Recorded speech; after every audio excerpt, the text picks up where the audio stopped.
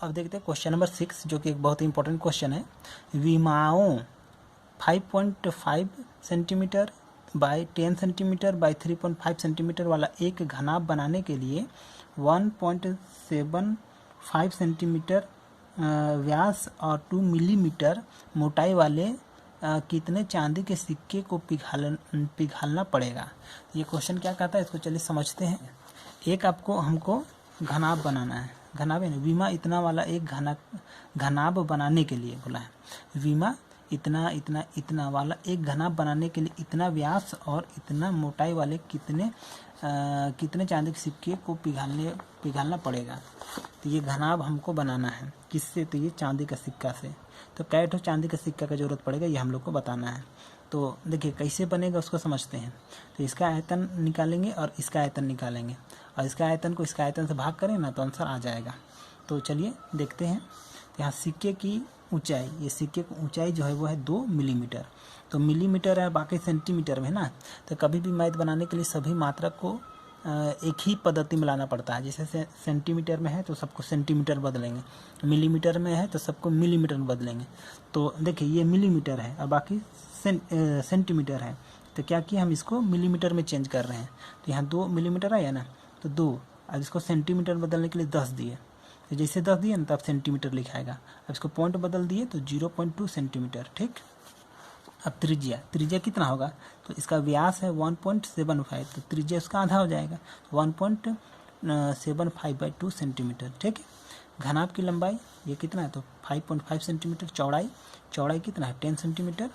और इसका ऊंचाई देखिए, इसका ऊंचाई को कैपिटल एच माने हैं तो 3.5 सेंटीमीटर। अब कैसे जानते हैं हम कि कहाँ कैपिटल एच माने और कहाँ पर स्मॉल एच माने। तो देखिए जब हम पहले से टारगेट जान रहे हैं कि इसका आयतन को इसका आयतन से भाग कर रहे हैं। अब इसका आयतन में फार्मूला होता है LBH और इसका में होता है πr²/h। तो दोनों में 4 है, लेकिन इसका h का जो मान है और इसका h का मान है वो दोनों अलग अलग हैं। इसके चलते हम लोग किसी भी तरह करके इसका ऊंचाई और इसका ऊंचाई को अलग कर रहे हैं। तो इसका ऊंचाई को अगर हम लोग h माने हैं तो इसका ऊंचाई को हम लोग कैपिटल H मान रहे हैं। तो समझ में आ गया होगा। या तो इसको h डैश भी मान सकते थे, इस तरह भी करके बनाया जा सकता था। अब आगे देखिए, सिक्के की संख्या, तो पहले से है ना टारगेट फिक्स। तो घनाभ का आयतन, इसका आयतन को इसका आयतन से भाग करेंगे। तो सिक्के की संख्या बराबर घनाभ के आयतन बटे 1, लिखिए 1 सिक्के का आयतन। तो घनाभ का आयतन बराबर क्या होता है फार्मूला, तो LBH होता है। तो LBH, H के जगह कैपिटल H माने, इस कैपिटल H होल बाय बेलन का, ये बेलने का जैसा है ना, थोड़ा पतला है लेकिन बेलने के रूप में है, तो इसलिए बेलन का आयतन का फार्मूला डालिए πr²/h। अब L का वैल्यू डालिए, यहाँ से डाल दिए L, फिर B, फिर H, यहाँ से टोटल डाल दिए। उसके बाद फिर यहाँ देखिए पाई का वैल्यू क्या होता है 22/7 ना। तो 22 लिखे, बट्टा वाला जो 7 है ना उसको गुना भागा को गुना में बदले तो ये 7 यहाँ आ गया। ठीक है, तो यहाँ बट्टा ना दे करके, ये बट्टा में 7 ना लिख करके यही 7 को ऊपर ले आए, क्योंकि भागा गुना में बदलता है तो नीचे वाला ऊपर आ जाता है, इसलिए। तो समझ में आ गया होगा। अब देखिए भाई r², तो r का वैल्यू कितना है, देखिए यहाँ 1.75/2, इसी को लिखें 1.75/2 ना, तो ये 2 फिर से ऊपर आ गया। फिर r है क्योंकि स्क्वायर है ना, 2 बार, तो 2 बार लिखना पड़ेगा। तो r, तो 1.75/2, तो 2 फिर से ऊपर आ गया। हाँ, उसके बाद क्या बच रहा है हम लोग का 2πr/h। h का वैल्यू कितना है, h का वैल्यू देखिए यहाँ पर 0.2 सेंटीमीटर है ना, 0.2 सेंटीमीटर। तो यहाँ डाल दो 0.2 सेंटीमीटर। अब सबसे पहले हम लोग पॉइंट हटाए होंगे, तो सबसे पहले क्या करना पड़ेगा, पॉइंट को हटाना पड़ेगा। तो ये पॉइंट हटाए तो उसके चलते 1, इसका 1 2 है ना, इसलिए 2 0। फिर यहाँ हटाए तो उसके चलते 1, फिर 2 0 करो, या तो केवल 0 बढ़ा दो तो चल जाएगा। 2 0 है इसलिए 2 0 बढ़ गया। फिर इसको हटाए तो 1 0 और बढ़ गया।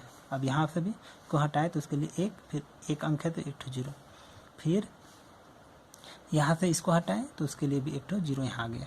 अब ये ऊपर नीचे का दोनों कट गया। अब जो भी बच्चा उसको हम लोग काट दिए होंगे जैसे, और काटने में अगर दिक्कत लगा होगा तो फिर से काट दे क्या, चलिए काटिए देते हैं। अगर काटने में अगर आपको दिक्कत आ जाए तो चलिए दिखाई देते हैं आपको किस तरह काटना है। इतना है, इतना तो 10 × 3.5 × 7 × 2 इंटू 2 का होल बाय कितना 22 इंटू 1.75 इंटू 1.75 इंटू 0.2 इंटू 0.2। चलिए अब सॉल्व करते हैं इसको।